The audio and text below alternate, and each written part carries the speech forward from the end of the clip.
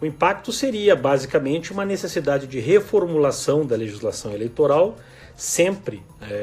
por iniciativa do Congresso Nacional, né? Até porque a data das eleições ela é uma data fixada na Constituição. O primeiro domingo de outubro de cada ano é uma data fixada na própria Constituição Federal. Então, o impacto seria uma necessidade de rearranjo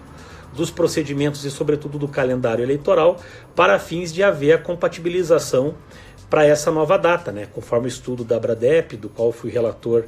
desse item específico de adiamento ou unificação, nós propomos duas datas, ou 15 de novembro para o primeiro turno, ou 6 de dezembro para o primeiro turno, de modo a que todos os demais fenômenos, as demais etapas do calendário eleitoral e do processo eleitoral possam se encerrar até 31 de dezembro de 2020, permitindo a posse no dia 1º de janeiro. E é preciso destacar que houve consenso entre os estudiosos do tema. A única exceção relevante, que me parece, é do ministro Marco Aurélio, que já tem uma defesa histórica a respeito da unificação das eleições, mas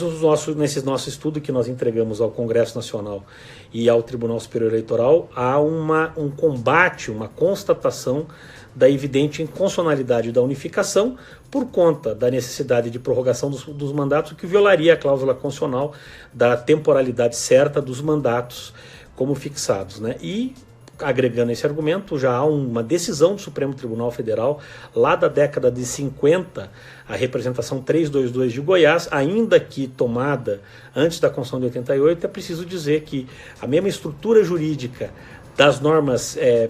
da Constituição de 1946 é idêntica às de 1988. Então é possível dizer, inclusive, que já há um precedente do Supremo Tribunal Federal contrária à prorrogação dos mandatos.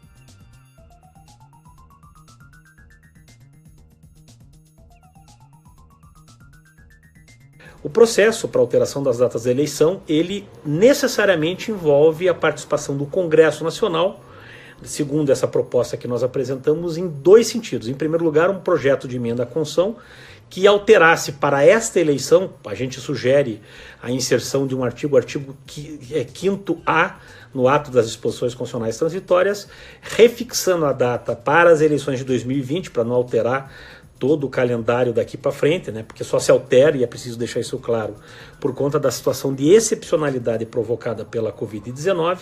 para ou 15 de novembro ou 6 de dezembro, o primeiro domingo de dezembro. Além dessa alteração por meio de emenda constitucional, há a necessidade de alteração de outras legislações por conta dessa mudança, sobretudo a lei eleitoral, a lei 9.504 de 97, várias alterações que nós estamos sugerindo, e na própria lei dos partidos políticos. Em relação à lei das inelegibilidades, desincompatibilização, como essa lei, que é a lei complementar 6490, já emendada pela lei complementar 135 de 2010, a chamada lei do ficha limpa, como vários dos institutos relativos ao que é regulado por essa lei complementar dependem do calendário eleitoral, a modificação do calendário eleitoral naturalmente já oferece os novos procedimentos para esses fenômenos regulados por essa lei complementar.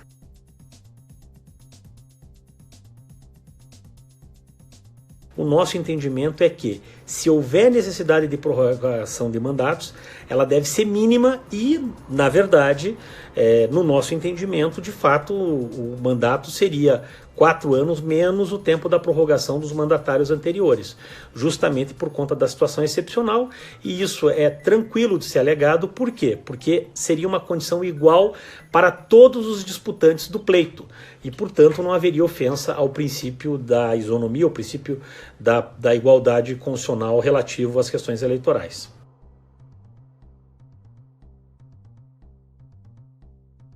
Os impactos no cenário eleitoral seriam um tempo maior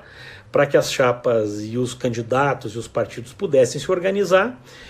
para fins de se organizar para a eleição de dezembro. Mas o tempo de duração de cada um dos institutos essenciais no desenvolvimento de uma disputa eleitoral, prazo de convenções, prazo de propaganda eleitoral, prazo das ações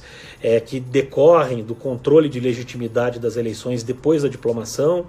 também seriam alterados. Talvez um ponto que exigiria dos candidatos, partidos e coligações um maior cuidado diz respeito à agilidade para a prestação de contas. Porque o prazo, se a eleição foi em novembro ou foi em dezembro, 15 de novembro ou 6 de dezembro, seria menor para a apresentação das contas. E aí, nessa proposta que a Abradep ofereceu, já fazemos a alteração e a adaptação da legislação infraconstitucional, a lei das eleições e a lei dos partidos políticos, levando em conta essas duas datas.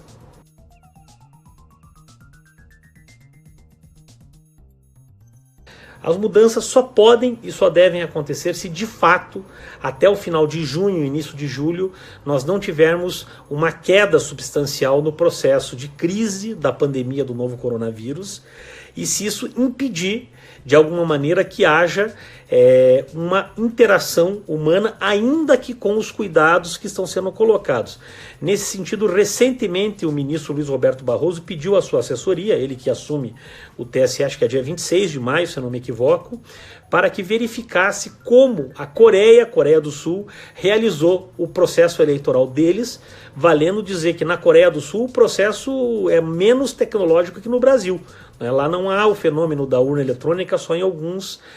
circunstâncias. Então me parece isto, todos os servidores da Justiça Eleitoral brasileira têm reafirmado, aqueles que inclusive participam da Abradep, que a Justiça Eleitoral tem plenas condições de organizar um pleito ainda no ano de 2020 adequado a eventuais prescrições relativas aos cuidados e de combate contra o novo coronavírus, desde que evidentemente não estejamos num cenário de isolamento social absoluto ou mesmo de lockdown.